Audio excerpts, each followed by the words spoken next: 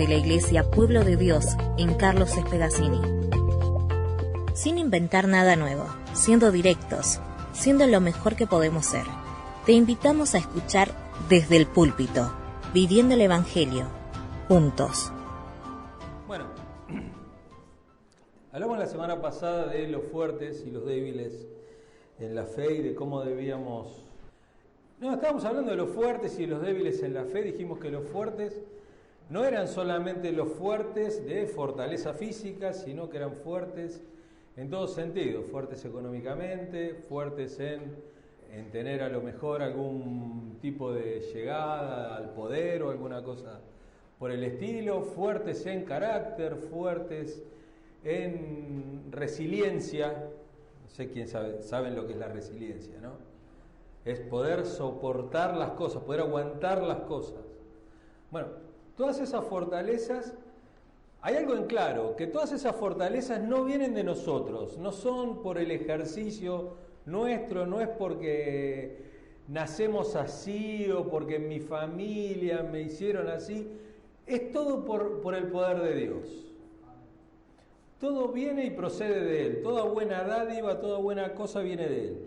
Y que ese poder no era para nosotros mismos, no era para agradarnos a nosotros mismos, sino que era para precisamente ayudar a los débiles. Dijimos que la palabra fuertes era dunamis o dunamo, que es de dinamita, ¿no? Como de explosión, como algo poderoso así. Bueno, la palabra débil es adunamis. Es alguien que no tiene toda esa fuerza, que no es, que no tiene la fortaleza. Gracias. Dijimos que no era para agradarnos a nosotros mismos, sino que era para edificar a los demás. Había que edificar al otro.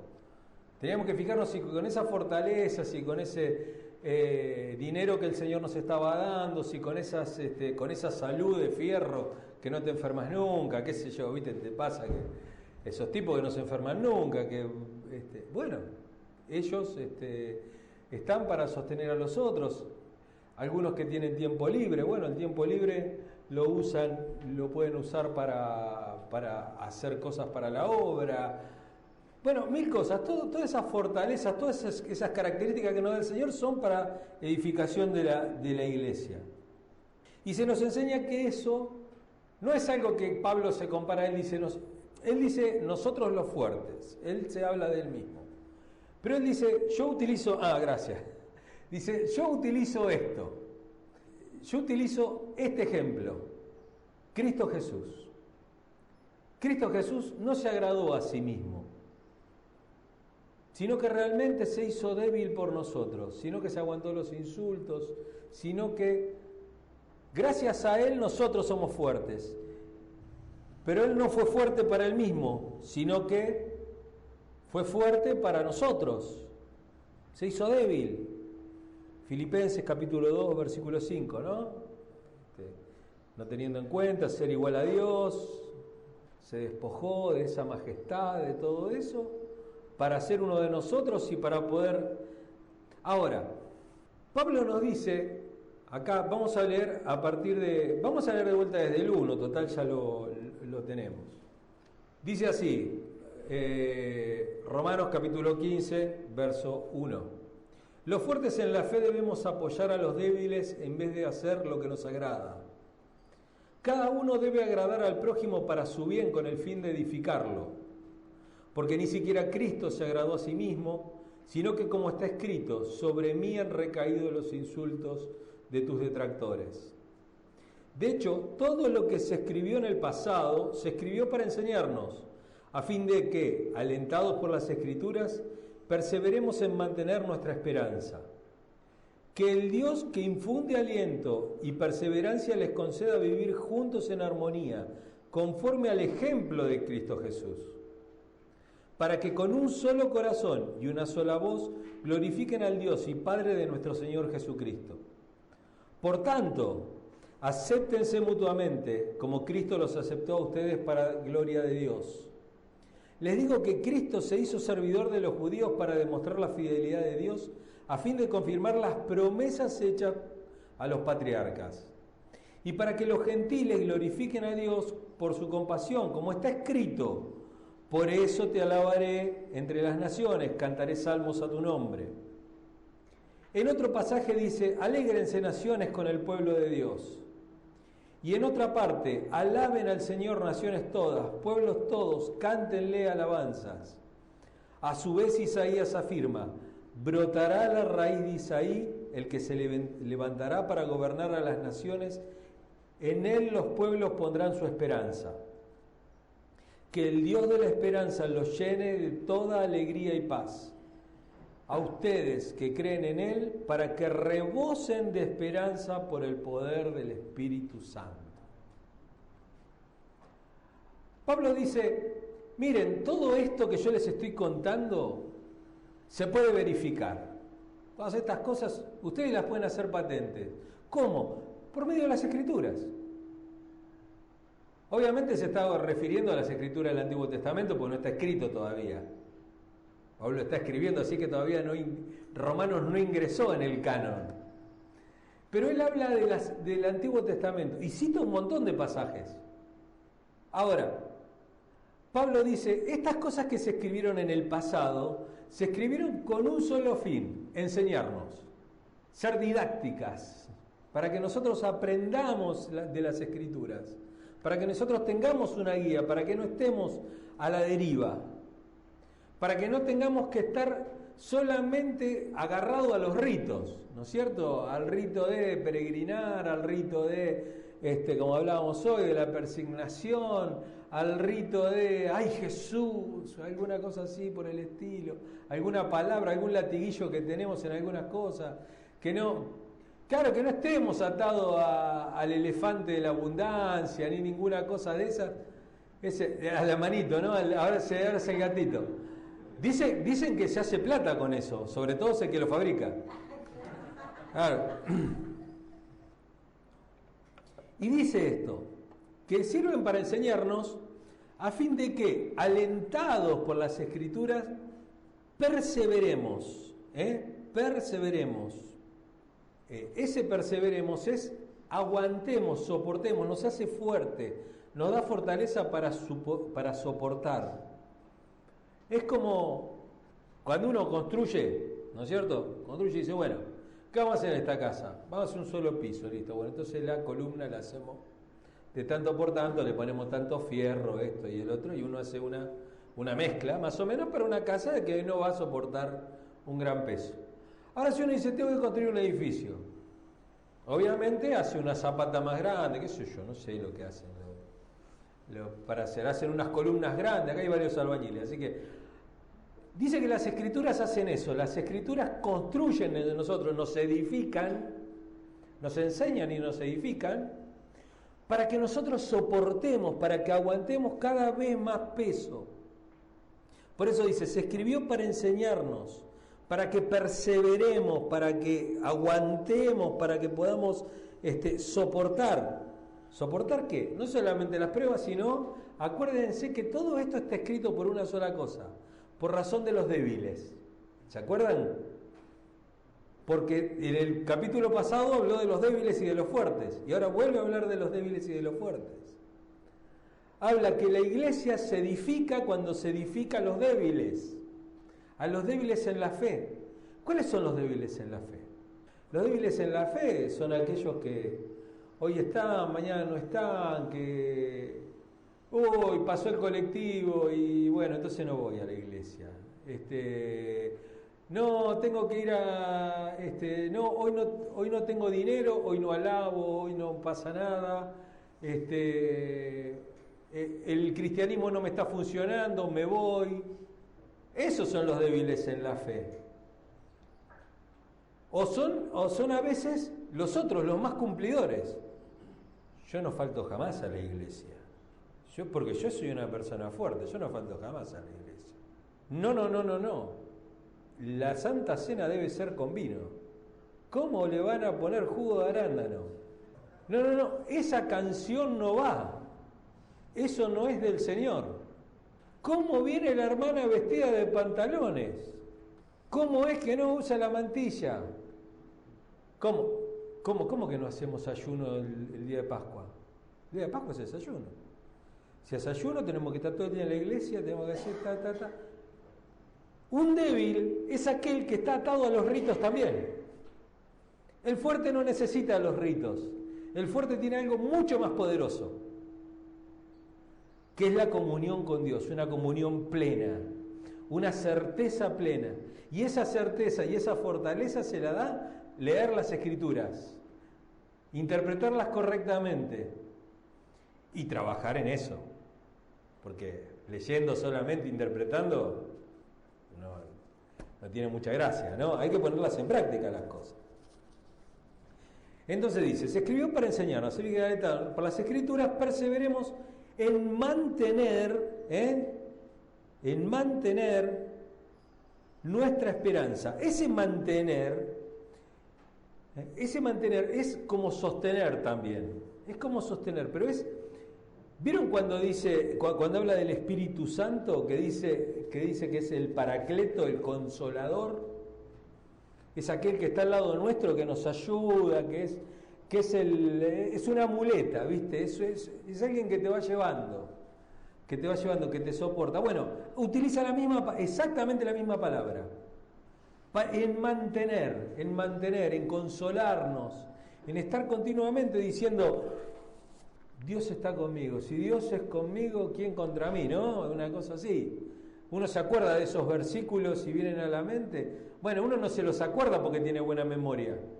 Se los acuerda porque el Espíritu Santo recuerda las cosas. Y ojo, porque Jesús le dijo, el Espíritu Santo ese les recordará. No le dijo, se las va a cantar. Dijo, les recordará. O sea que uno las tiene que haber leído para que se las recuerde. Porque no vienen porque sí, no es que... No leo la Biblia, total, el Espíritu me dice las palabras de Dios. No, es así. En mantener nuestra esperanza, ¿no? Esperanza es esperar con anhelo, con seguridad, con certeza.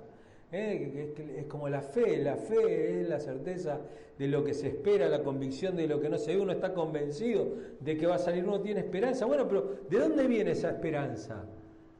Viene de las Escrituras.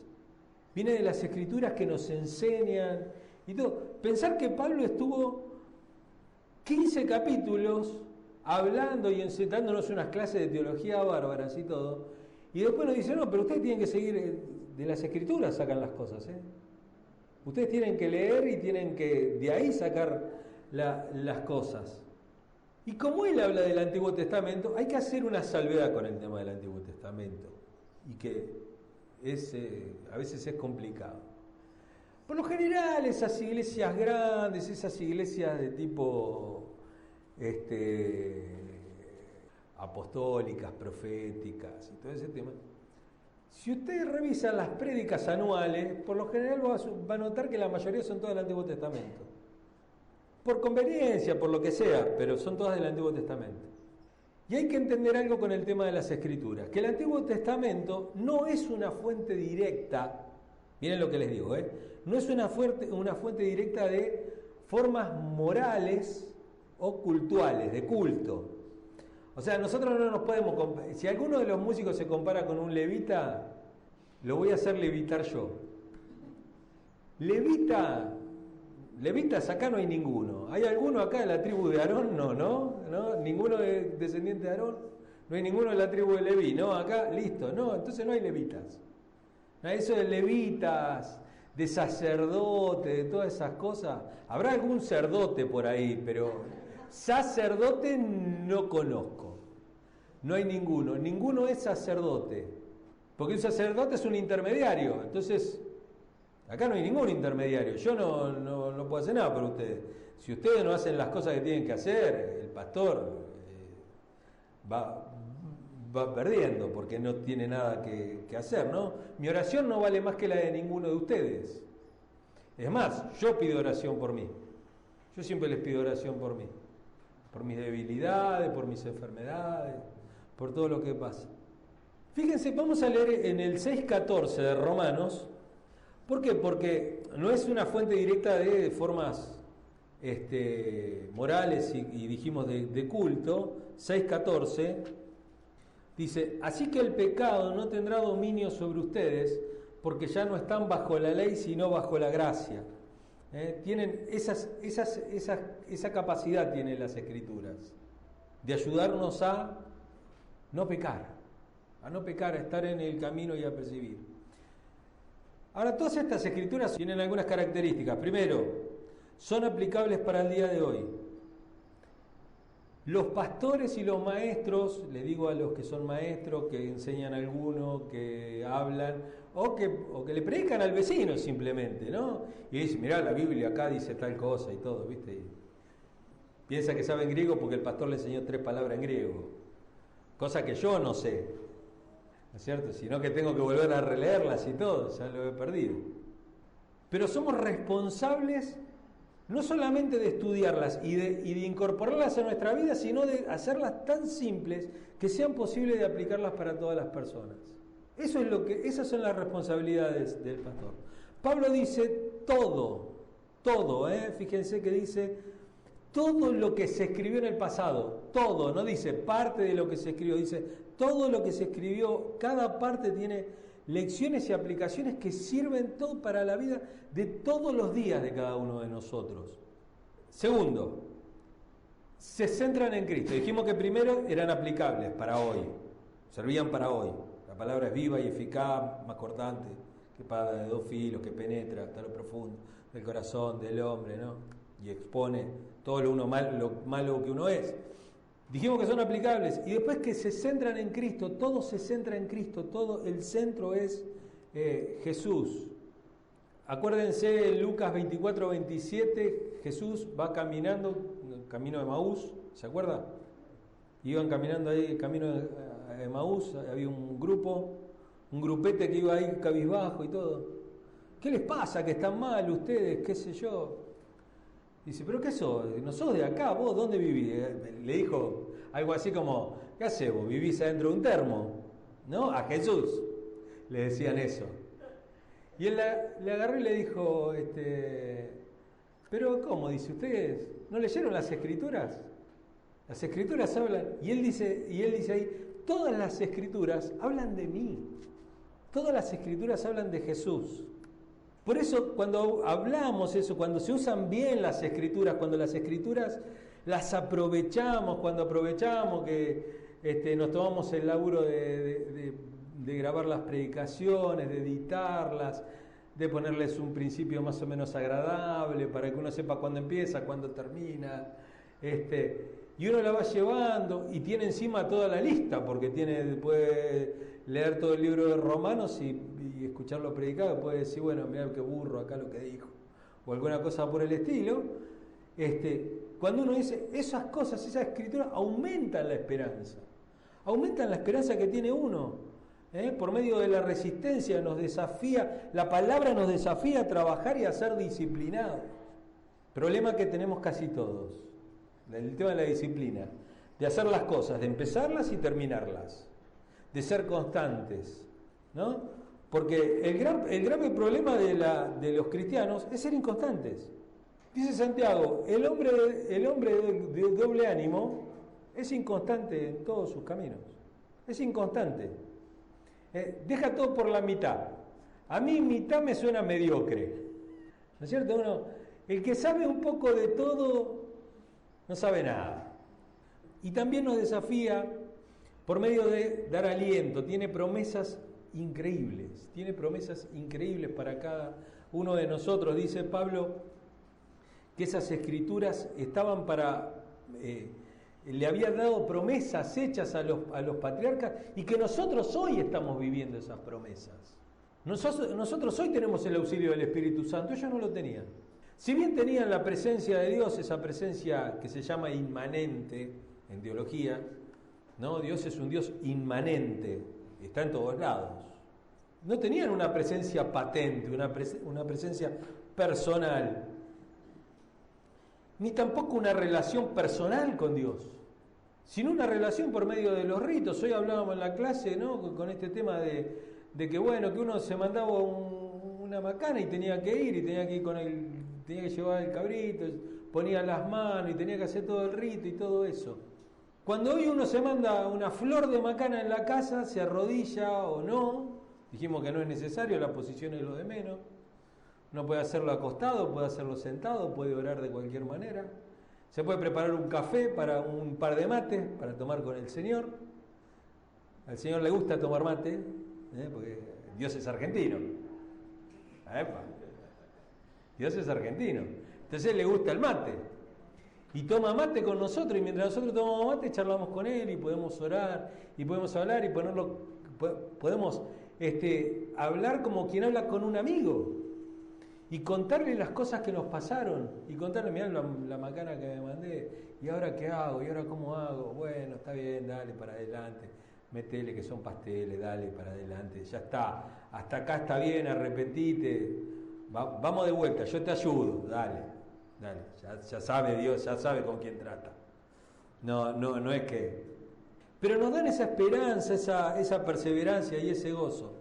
Dice Pablo en y por último, ¿no? Dijimos que eran aplicables, y que se centraban en Cristo, y que si usaban bien tenían muchas características que nos hacían. Y lo último es que hay que saber las Escrituras, hay que saberlas y hay que aplicarlas. Si no se saben y no se aplican, es lo mismo que nada. Una iglesia que se centra solamente en la alabanza, en lo social, en la fiesta, no va ni para atrás ni para adelante. Lo que hace crecer a la persona son las Escrituras, la palabra de Dios, la palabra de Dios. Uno no tendría que ponerle, ¿viste? Iglesia de Dios, por ejemplo, ¿no? La casa de Dios. La casa de Dios es el universo. ¿Qué casa de Dios? Casa de Dios se hablaba, por eso digo, cuando uno habla del Antiguo Testamento, la casa de Dios era el templo, pero en el Antiguo Testamento. Dios no habita en casas o en habitaciones construidas por hombres. La casa de Dios es el universo. Entonces lo único que es de Dios así personal, mensaje para uno, sagrado, son las Escrituras. Y las Escrituras son las que nos pueden edificar. Dice Pablo en el versículo 5, que el Dios que infunde aliento, el que da vida, habla del mismo aliento que le dio a Adán, el Nepesh. Nepesh es lo que respira.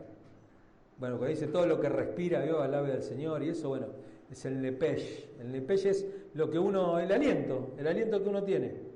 Bueno, el Dios que da aliento, el Dios que da la vida, el Dios que hace vivir, el Dios con el que está conectado la vida, que infunde aliento y perseverancia, les conceda juntos vivir en armonía conforme al ejemplo de Cristo Jesús, para que con un solo corazón y una sola voz glorifiquen a Dios y Padre de nuestro Señor Jesucristo.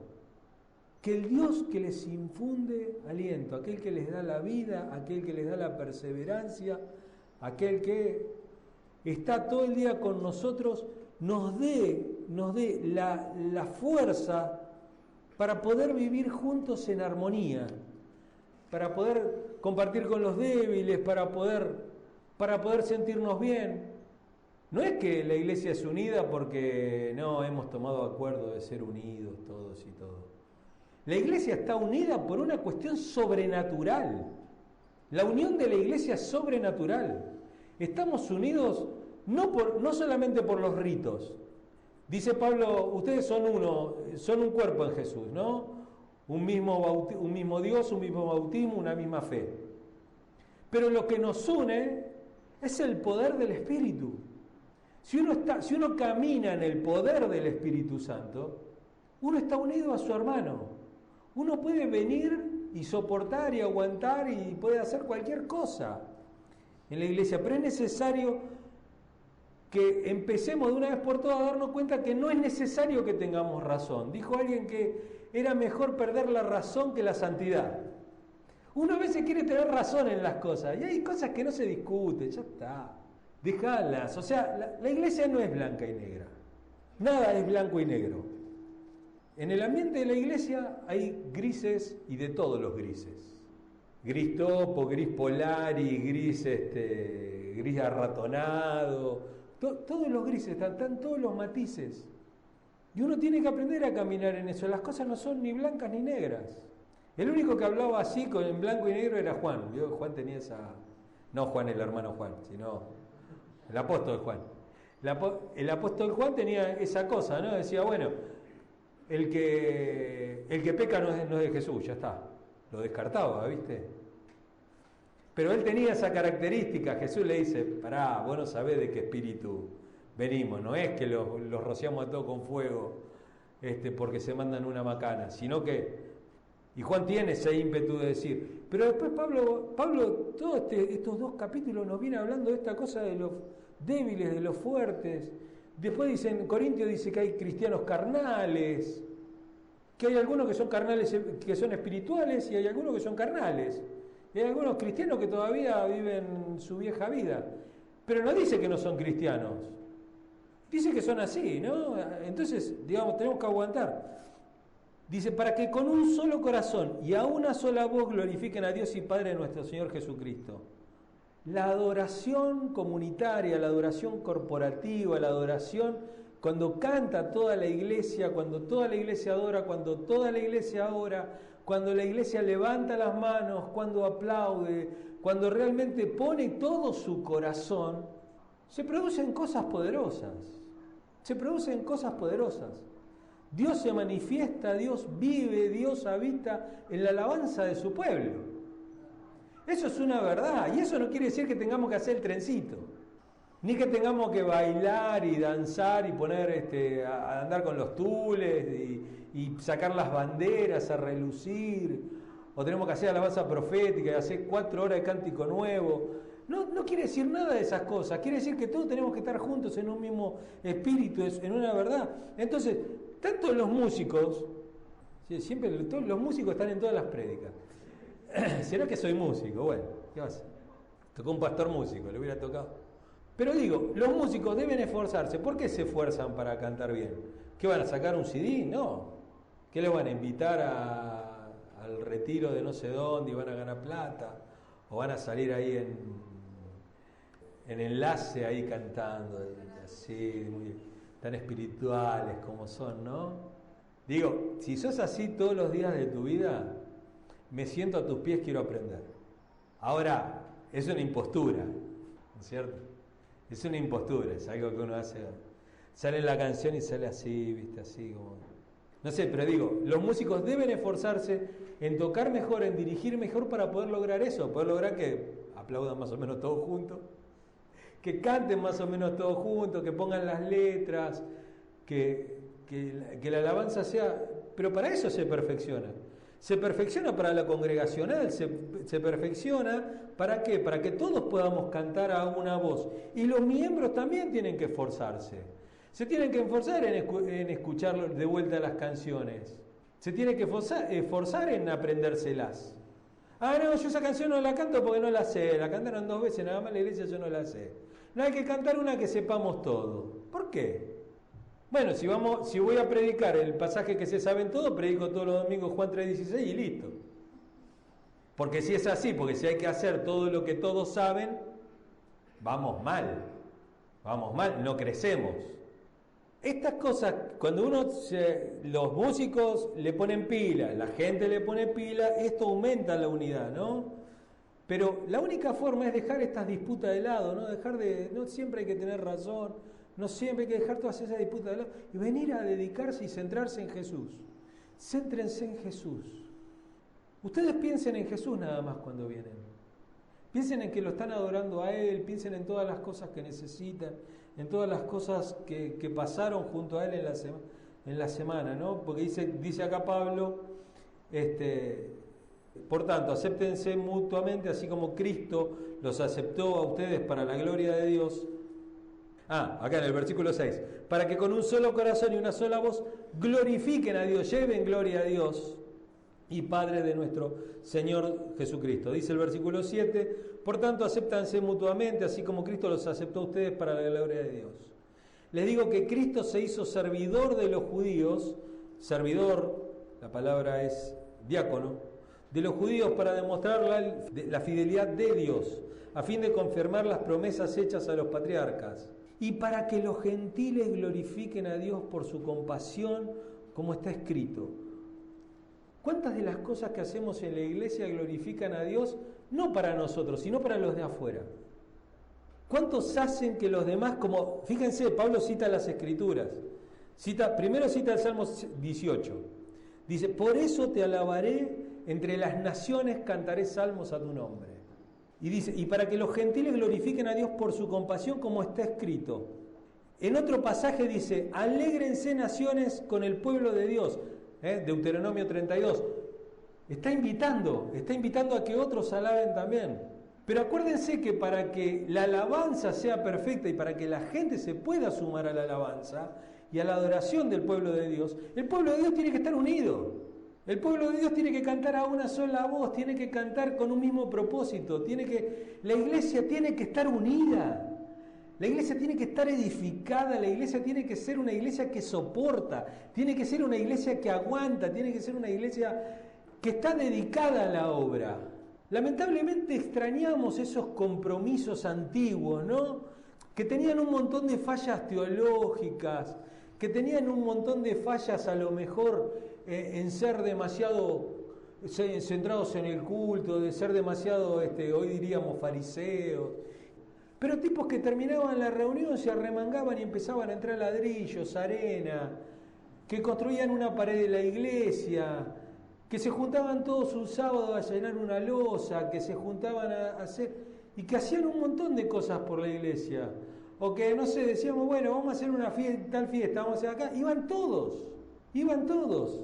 Y dejaban de lado sus propias comodidades, porque acá, acuérdense que habla de eso, ¿no? Dejen de lado sus propias comodidades, sus propias cosas. El domingo pasado yo extraje de la prédica, vieron que yo siempre extraigo un pedacito, que es desde el púlpito, el pedacito ese. Yo decía, hay veces que hay que dejar un poquito de lado nuestros proyectos, nuestras propias cosas, y a lo mejor dedicar el tiempo, todo lo que sea, a la obra de Dios. Separar un poquito de tiempo para la obra de Dios, pues si no, nunca tenés tiempo. Hay que ser más ordenado. Dios dice acá que nos debe disciplinar, ¿no es cierto? Que nos tiene que disciplinar, ser disciplinados. Bueno, eso habla de tiempo también. Y en otra parte dice, alaben al Señor naciones todas, pueblos todos, cántenle alabanza. Salmo 117. A su vez Isaías afirma, brotará la raíz de Isaí. ¿Quién es Isaí? ¿Se acuerdan quién era Isaí? El papá de David. O sea, la raíz de Isaí, el papá de David, va a brotar de esa familia va a brotar el que se levantará para gobernar a las naciones, en el que todos los pueblos pondrán su esperanza. Habla de Cristo, habla de Jesús. Y me gusta esto, porque así termina Pablo, ¿no es cierto? Dice, que el Dios de la esperanza los llene. La palabra plero, ¿vieron cuando dice dice no se emborrachen con vino en el cual hay disolución, sino antes bien sean llenos del Espíritu Santo? Esa palabra plero es lleno de tal manera que los maneje, de tal manera que lo que los maneje sea eso de lo cual están llenos. Dice que el Dios de la esperanza los llene de toda alegría y paz, de gozo y paz, de gozo y shalom, de gozo y de justicia. Que los maneje eso a ustedes, que los maneje la alegría, que los maneje la paz, que los maneje esa tranquilidad, esa esperanza, que eso sea lo que los maneje, y no los problemas, no las enfermedades, no las cosas de todos los días, no las cosas que nos quieren manejar y que nos manejan todos los días, sino que nos manejen la esperanza. Que el Dios por eso Pablo hace esta oración, él está orando por nosotros. Y cuando leo esto, oro también esto, porque digo que el Dios de la esperanza los llene, los maneje con alegría y con gozo, con paz, con shalom, que cada uno tenga lo que necesita, que a nadie le falte nada, que a nadie le falte ni en lo material, ni en lo espiritual, ni en lo emocional. Que su gozo, como diría Pablo, que su gozo sea completo, que Cristo les sea todo lo necesario, que lo llene por completo. En Dios estamos completos, no nos falta nada. El que está en Cristo está completo, no le falta nada. Cristo es nuestro todo.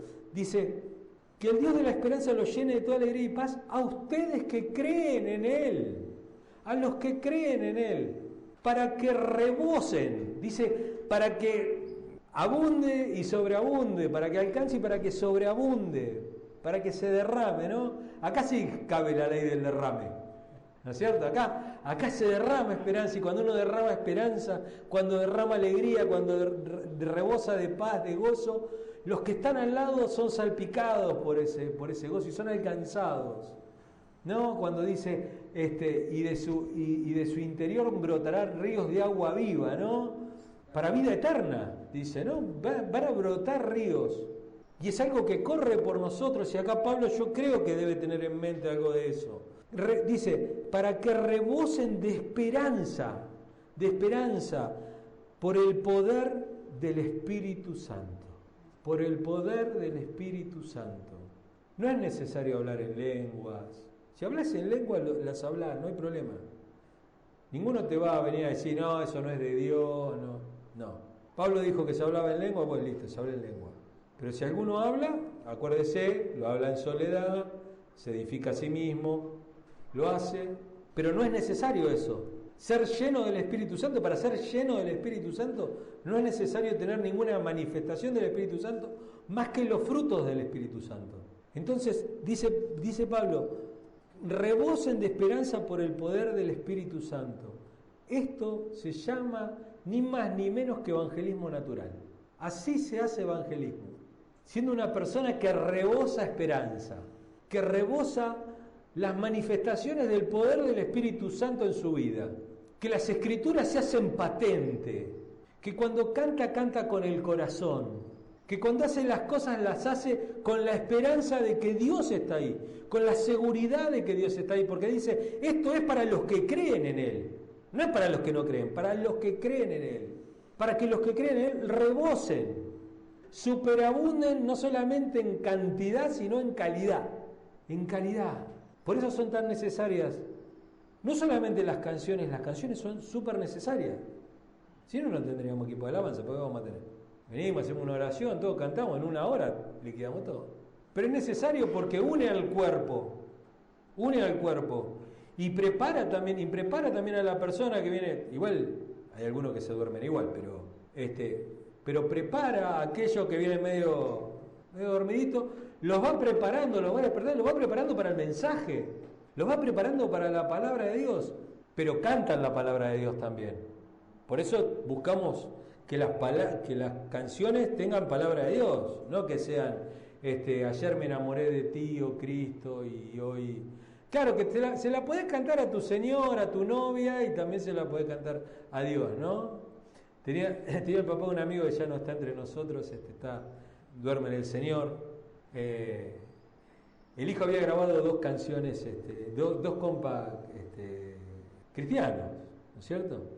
Canciones cristianas. Entonces dice, escúchame, vos no tenés que cantar canciones de Dios, dice, vos tenés que cantar canciones seculares, quería decir. Tenés que cantar canciones celulares, dice.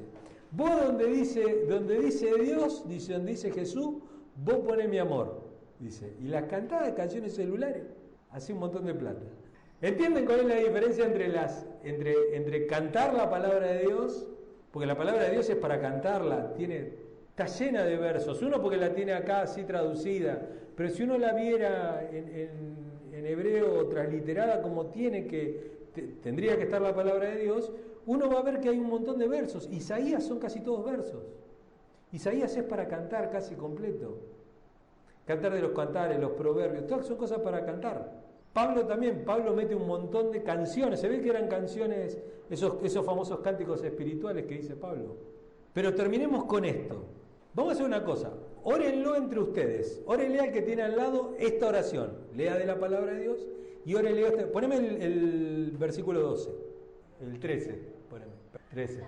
Póngase de pie, póngale la mano así al que tiene al lado, háganse así bien. Y vamos a leerlos todos juntos. Deséelo con todo el corazón, deséelo, es un buen deseo, es una buena oración. Bendiga a la persona que tiene al lado con esta palabra. Que el Dios de la esperanza los llene de toda alegría y paz a ustedes que creen en Él, para que rebosen de esperanza por el poder del Espíritu Santo. Amén. Porque ya no hay diferencia de nacionalidad, ni de clase social, ni de sexo, porque todos somos uno en Cristo Jesús.